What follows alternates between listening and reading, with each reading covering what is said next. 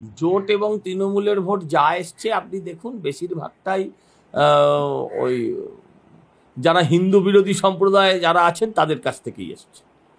অহিন্দুও বলবো না, যারা হিন্দু বিরোধী সম্প্রদায় তাদেরই, কারণ তাদের মধ্যেও তো ছেলে মেয়ে স্কুলে যাচ্ছে, যারা স্কুলে যাচ্ছে তারা তাদের কিছুকে এখনো ধর্মান্ধ করে দিয়েছে। কিছু ছেলে মেয়ে চাকরি করছে, অন্য রাজ্যে কাজ করতে বাধ্য হচ্ছে, বিজেপি শাসিত রাজ্যে কাজ করছে, তারা বুঝতে পারছে বাবা মা পরিবার সব ধর্মান্ধ করে রেখে দিলেও তারা কিন্তু হারে হারে ধীরে ধীরে বুঝতে পারছে যে এই সরকার থাকলে তাদের আর এই রাজ্যে ফেরা হবে না।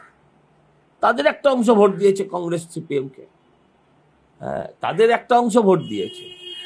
এপাং ওপাং ঝপাংও পড়তে হবে এবার। এবার আমাকে স্কুলে এপাং ওপাং ঝপাংও পড়তে হবে। যে স্কুলগুলোর এখনো অবধি দরজা খোলা ছিল এবার দরজায় তালা দেওয়ার ব্যবস্থা করে দিলেন মুখ্যমন্ত্রী। স্কুলের লাইব্রেরির জন্য 1 লাখ টাকা করে দিয়েছে। আবার 1 লাখ টাকার কোন অথরের কোন বইটা নিতে হবে সেটারও লিস্ট পাঠিয়ে দিয়েছে, তার দামও 1 লাখ। মানে কি হলো ব্যাপারটা? টাকাটা তোমার হাত দিয়ে ঘুরে গেল মাত্র। রয়্যালটি পাবে কে? মমতা ব্যানার্জি। উনি তো রয়্যালটিতে সংসার চালান বলেছেন, তো এই রয়্যালটিতে উনি নেবেন। আর ছাত্ররা পড়বে কি? এপাং ওপাং জপাং। এর থেকে আত্মহত্যা করা ভালো ছিল এই পশ্চিমবঙ্গে বেঁচে থাকার থেকে। বাবা এই জন্যই আর আজকাল নিজের মানে কিডনি বিক্রি করেও বাবা মা চেষ্টা করে যে সরকারি স্কুলে নয় প্রাইভেট স্কুলে পড়াবো। জল জীবন মিশন, এই যে এত বিজ্ঞাপন, হ্যাঁ এই টাকাগুলো কোথায় গেল এটা বলুক না। প্রকল্প বন্ধ থাকবে মানে আপনি টাকা না পেলে এমনি প্রকল্পে কাজ করবেন না। আপনি টাকা না পেলে আপনি এমনিই কাজ করবেন না। এই জন্য পশ্চিমবঙ্গে কন্ট্রাক্টররাও আর কন্ট্রাক্টারি করতে আসছে না, এবং কর্পোরেশনেও আমি বলছি কন্ট্রাক্টররা আর টেন্ডারে পার্টিসিপেট করছে না। অর্ধেক টেন্ডার রিটেন্ডার হয়ে যাচ্ছে, ফিরে যাচ্ছে। ওটা দেবের মাস্টার প্ল্যান। ঘাটাল মাস্টার প্ল্যানটা আসলে তৃণমূল বা দেবের মাস্টার প্ল্যান। ও বলেছিল এইবারের মধ্যে না হলে আর আমি প্রচার করতে আসবো না। ও সামনে 4 বছর বাদে ওর রাজনৈতিক অস্তিত্ব বলে কিছু থাকবে না, হ্যাঁ, আর ওর প্রচার করারও কোনো জায়গা নেই। ও প্রচারই করবে, ওর দলই থাকবে না তো প্রচার করবে কার হয়ে? আর বিজেপি এদেরকে নেবে না, বিজেপি এদেরকে নেবে না। অন্য রাজনৈতিক দল কি করবে বলতে পারবো না।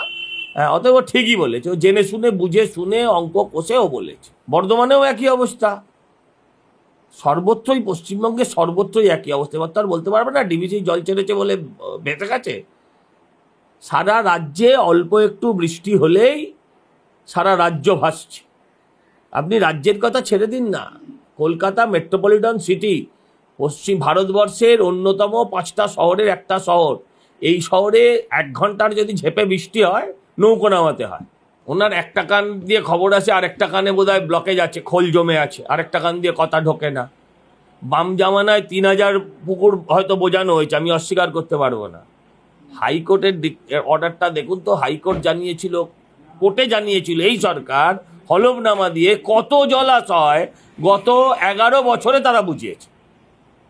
গত 11-12 বছরে, বছর 2-3 আগে তারা একটা হলফনামা দিয়ে জানিয়েছে যে এই সরকার কত জলাশয়কে বুঝিয়েছে।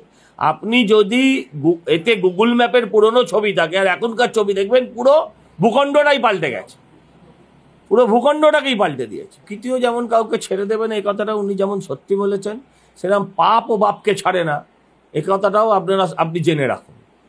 প্রকৃতির সঙ্গে ছেলে খেলা করলে, প্রকৃতির সঙ্গে আপনি যদি অন্যায় করেন, প্রকৃতির সঙ্গে আপনি যদি খেলা করতে চান, প্রকৃতিও আপনার সঙ্গে যেমন খেলা হবে করবে।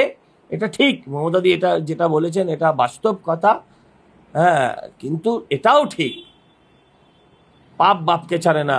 আপনাকে বললি মমতাদি, প্রকৃতির যুদ্ধের জন্য দূষণ হচ্ছে ঠিক কথা, প্রকৃতির ক্যারেক্টার পাল্টাবে এটা ঠিক কথা। নদী থেকে বালি চুরি করলে নদীর ক্যারেক্টার পাল্টাবে না? ওটা প্রকৃতি নয়, ওটা প্রকৃতি নয়। খনি থেকে কয়লা চুরি করলে প্রকৃতি পাল্টাবে না? ওটা প্রকৃতির মধ্যে পড়ে না।